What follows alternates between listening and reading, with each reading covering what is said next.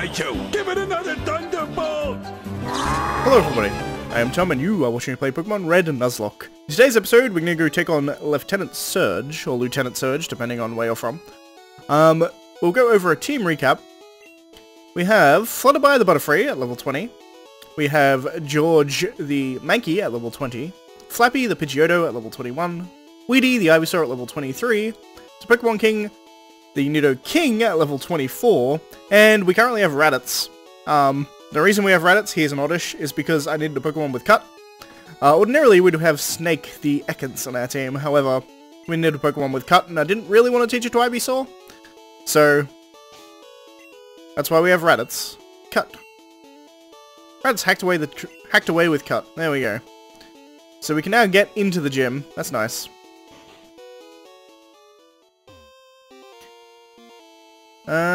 The trainers in this gym, I don't really know what kind of levels they are. I mean, I may as well use them to train. I may as well use them to train up a bit. There's only, there's 3 in here, rather. I was supposed to say there's only 2. There's not, there's 3. I'm a lightweight, but I'm good with electricity. I don't know what that means. Rocker. I guess with alcohol, I guess is what he's saying. Because rockers are, like, generally... Yeah, I don't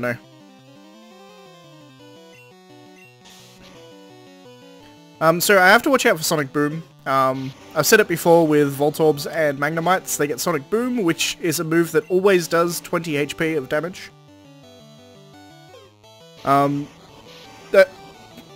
Because of that, I think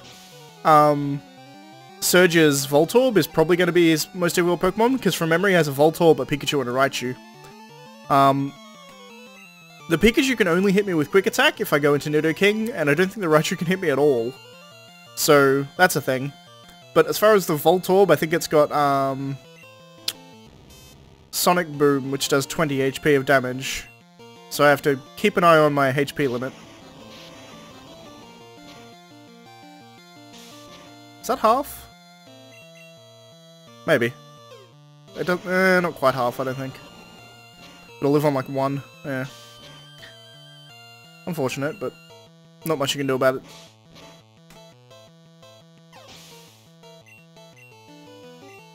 Voltorb.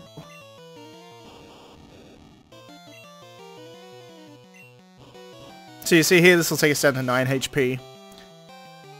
Just like that.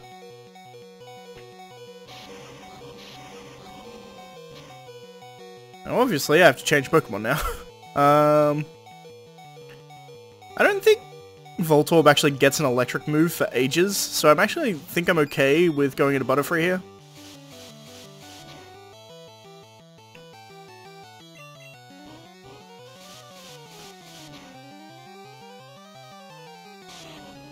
It outspeeds me, which is interesting.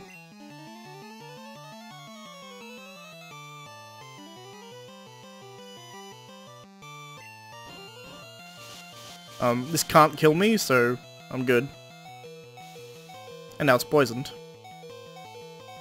And now let's switch out to...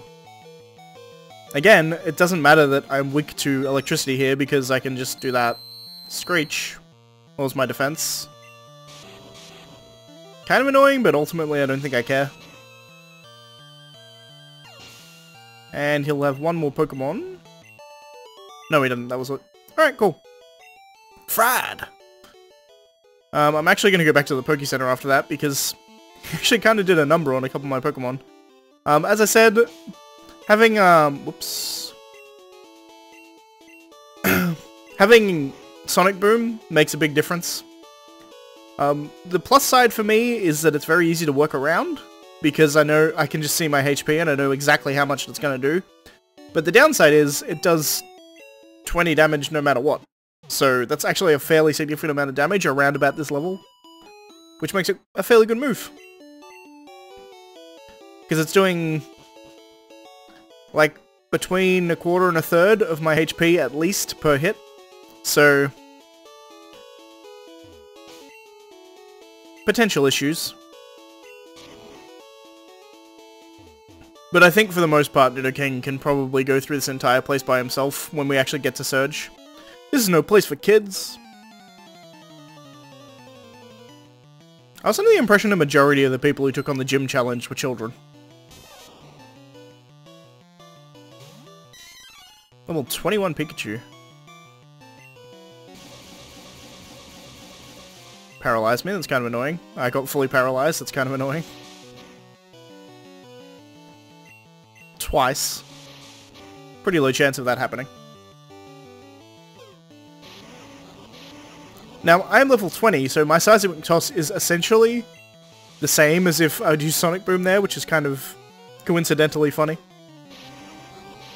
Because Seismic Toss does the amount of damage that your level is, I'm pretty sure is the way that it works. So because I'm level 20, I'll be doing 20 damage.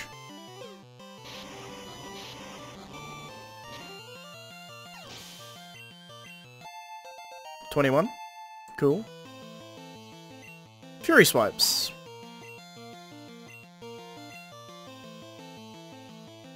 Better than... I think on average it's better than Scratch. But I'm probably not going to use Leer that often, so I'll get rid of Leer. Pikachu. Yeah, I'll change.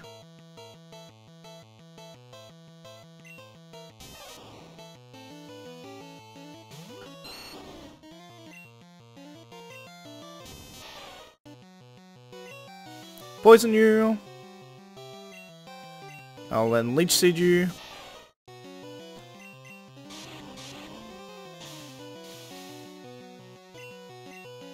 Then I guess I'll just Vine Whip.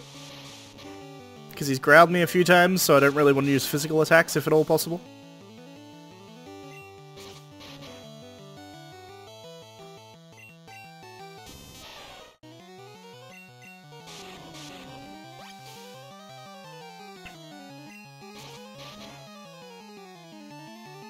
Perfect.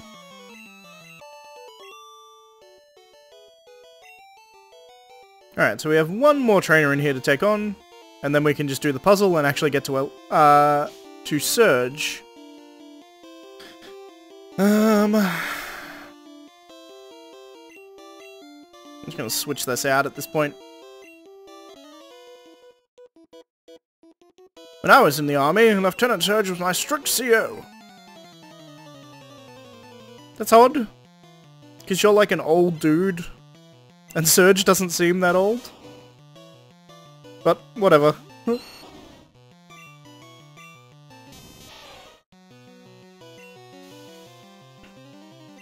Interesting with the AI that it leads off with Growl all the time. Like, I'm not a physical attacker, I don't know why it does that. That should do next to nothing. Yeah.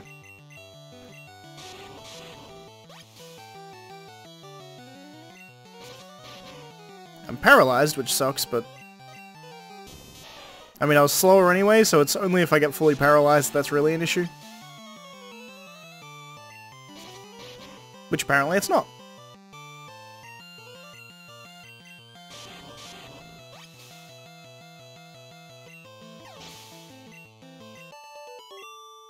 Cool. So all of the trainers are now dead. I'm gonna go back to the Pokemon Center one more time. I've got to start my timer, but I don't think that really matters. Because I know exactly what I want to do in today's episode, and however long that takes is just however long that takes. So, I'm less worried about it. What we are going to do, by the way, is we're going to beat Surge. We're then going to catch the 2 Pokemon on the route to the right of us, and go through and get Flash. I contemplated going through without using Flash, because it's actually relatively easy to get through Rock Tunnel without Flash. But it probably makes for a worse viewing experience, would be my assumption. So I'm gonna actually go and get Flash so that you guys can see. Theoretically, should be better. Alright, cool. So now we just need to do this puzzle. And the way that this puzzle works is that there is a switch under one of these bins. Nope, there's only trash here. Nope, there's trash here. Nope, trash here. Nope, trash here. How'd you find the switch? Yeah, the switch under here. Cool. First one open. So it's going to be an adjacent bin, so either one right or the right. And get the first one. Nope, trash here. And then resets them. And then reset. Damn it. I just got lucky as well there. Yeah, they reset. not going to be here for a while because it is essentially RNG. You can manipulate the RNG somewhat, but I haven't done that.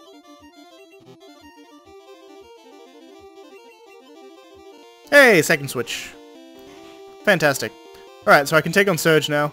I think I take him on just with Nidoking. Voltorb worries me a bit.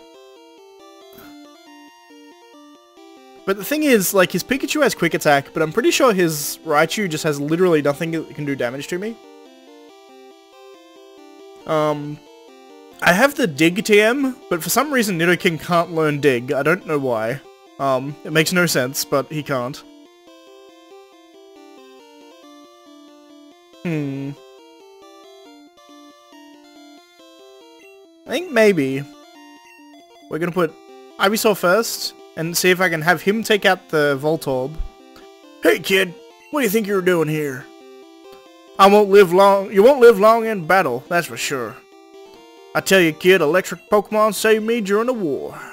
They zap my enemies into paralysis. The same as I'll do to you. It's very interesting thinking about the concept of a Pokemon war. And Pokemon were essentially just used as weapons in war, I suppose. So level 21 is what the Voltorb is. Interesting. Higher than I would have expected. As I suspected, it has Sonic Boom, which is kind of annoying. But I think it should be fine. Because I can set up Poison and Leech Seed on here.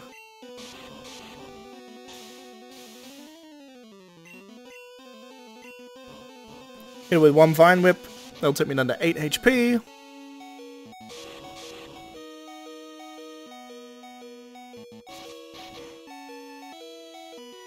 And now we can just swap to Nidoking and then sweep the rest of his team, essentially. He missed the Sonic Boom. That's actually fantastic for me.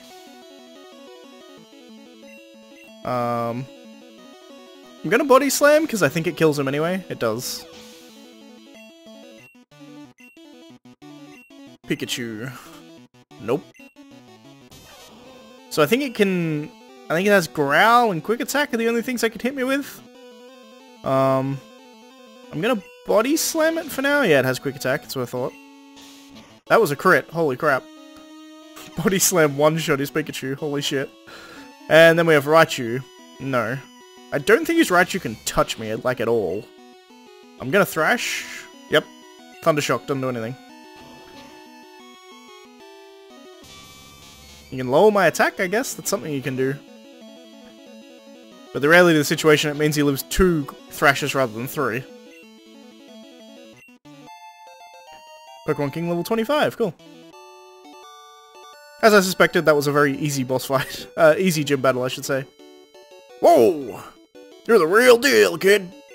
Fine then, take this Thunder Badge. Red got 2,300 bucks, that's not bad. The Thunder Badge cranks up your Pokemon's speed. It also lets your Pokemon fly anytime, kid. You're special, kid. Take this. Yo, kid, make room for your pack. Kind of annoying. What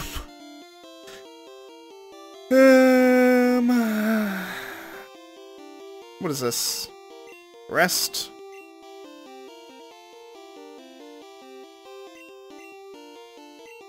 I'm just gonna waste an Ether.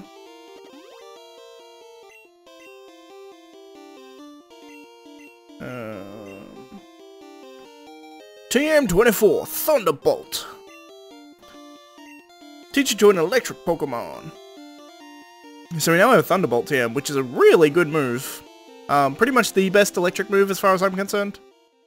I mean, strictly speaking, Thunder is better, it does more damage, but it's less accurate, so... On the whole, I think Thunderbolt is the better move.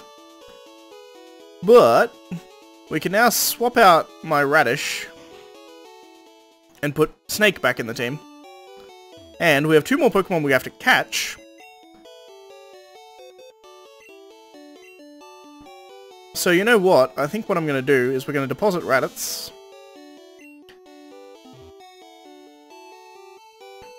I'm going to heal my Pokemon, even though they didn't really take that much damage in the grand scheme of things. Actually no, my Ivysaur was kind of hurt. And then we're going to go catch ourselves 2 Pokemon. One of them is going to be a Diglett, just because we're going through Diglett Tunnel. So, you know, that's an inevitability. However, the other one is going to be somewhat random. I'm also going to sell some stuff here. Specifically TM44, because I don't want it. It's rest. Anything else? Max Ether sells for literally nothing.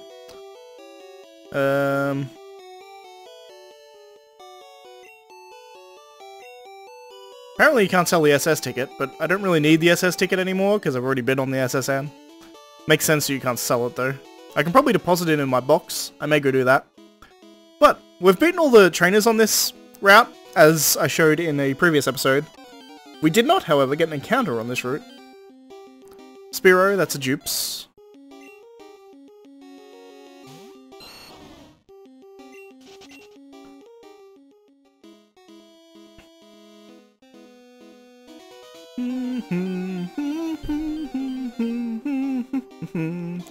I believe we can catch a Drowsy out here from memory. Which wouldn't be bad, I wouldn't mind a Psychic type. Currently I'm planning on essentially just using Butterfree for the rest of the game. Which I've never done before, I've never used Butterfree like past like Brock, pretty much. Ekans, that's Dupes. And Butterfree can kind of act as like a pseudo-psychic Pokemon. Psychic would be good for defenses, I suppose. Another Spearow. I think the only thing out here that I can catch from memory would be... that isn't duplicate, would be Drowsy, I think. Seems to be nothing but Spearow at the moment. Which, I mean, I'm okay with. I would prefer to get something, but... I'd rather have dupes come up than a bad Pokemon. I don't know... I don't think you can catch the Fire-type Pokemon in here. So I think Drowsy is literally what we're going for here, because I'm pretty sure it's the only other thing that you can catch in here. There we go, Drowsy. Level 13, unfortunately, which means it's very low level. I'm just gonna try and catch it. I may even use a Great Ball on it, if this doesn't work. Oh, don't need to. Perfect.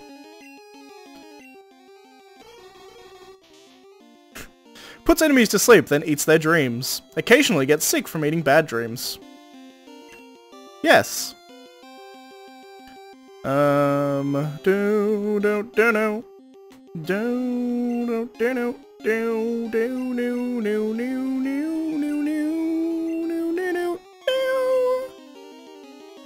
Political. Alright, so... when my Drowsy evolves into a Hypno, you'll understand that name.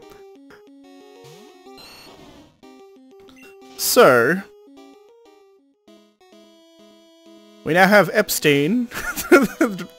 Epstein the Drowsy. Let's see here. I'm tempted to use a couple of Rec Candies, just get him up a couple of levels.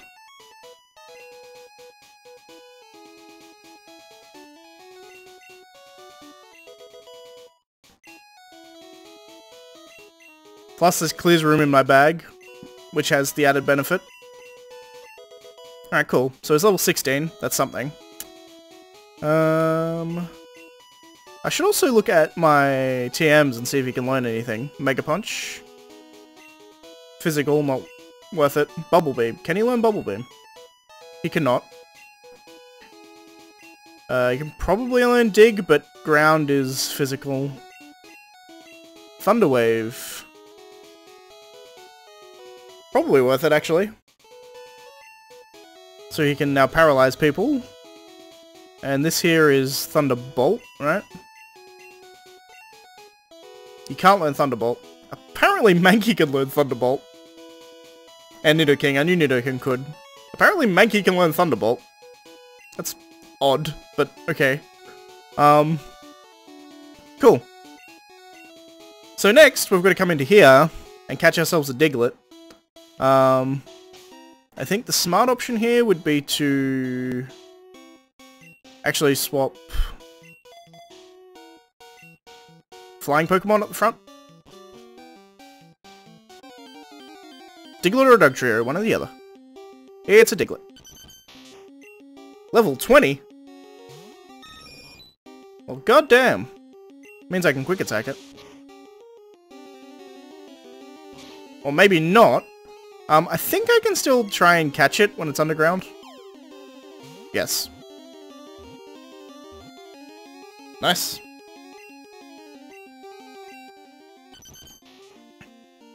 It's a mole. Yes. His name is going to be Hans. Which is just a Simpsons reference. Nothing more, nothing left. There we go, Hans Mole Man. Alright, now that we've caught one of them, we can use a repel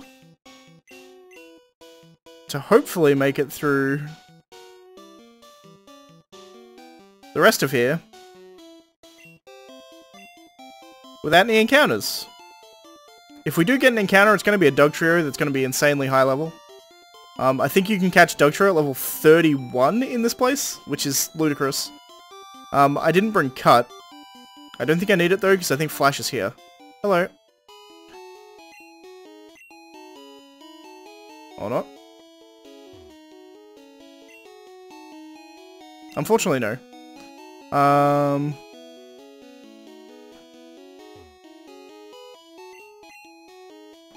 So I do need Cut to get through here, which is kind of annoying. And I'm tempted to teach Cut to a Pokemon that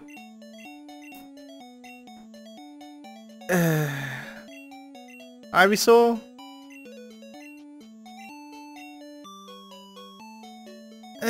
I mean, it's just as good as Tackle, I think. Probably even better, because I think it's got higher accuracy, but I'll want to forget that later. Pokemon Cut, please. It's annoying, but it's less annoying than me changing Pokemon constantly.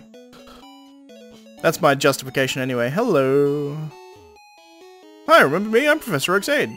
If you've caught 10 kinds of Pokemon, I'm supposed to give you an item. An HM05. An HM05, I guess? So, Red, have you caught at least 10 kinds of Pokemon? I have. 17? Fantastic. Here, take Flash. Cool. Hello. Once a Pokemon learns Flash, you can get through Rock Tunnel, indeed. So, I think that's going to be it for this episode. I'm just going to grab some stuff from down here, HP up. I'm going to see whether or not Weedy can still use that. He can indeed. Awesome. Get those EVs up for HP. That's probably not a bad idea on a Venusaur. And then this one down here is what? A Moonstone. Another one. Okay, cool. And I think there's also an item down here, but I don't know where it is specifically. In any case, I am going to head back, and I will be back in Cerulean City, I suppose, is where I really need to be. So I think I'm just going to cut, and I'll be back in Cerulean City. Alright, we're back. So we're in Pewter City. I remembered that I've got to actually come through here to get the old Amber so that I can get an Aerodactyl later. I probably won't use Aerodactyl, but in case I can. Shh! I think this chunk of amber contains Pokemon DNA. It would be great if Pokemon could be resurrected from it. But my colleagues just ignore me, so I have a favor to ask. Take this to the Pokemon lab and get it examined. Fantastic. I don't think I'm going to use Aerodactyl, but if my Pidgeotto dies before then, Aerodactyl is a really cool replacement for it. But in any case, I'm going to be back when I'm in Cerulean City. Alright everyone, and we're back. So we are just to the right of Cerulean City. Cerulean City is right there. So this is going to be the end of this episode, so if you like the video, please leave a like. If you're not subscribed already, please consider subscribing. And as always, thanks for watching, and I shall see you next time, where we're going to go through the route to the right of us, and then head through Rock Tunnel, and probably get... We're going to at least get to Lavender Town, depending on how long that takes, we shall see. My assumption is we'll probably get through Rock Tunnel and that'll be the end of the episode, but we'll see.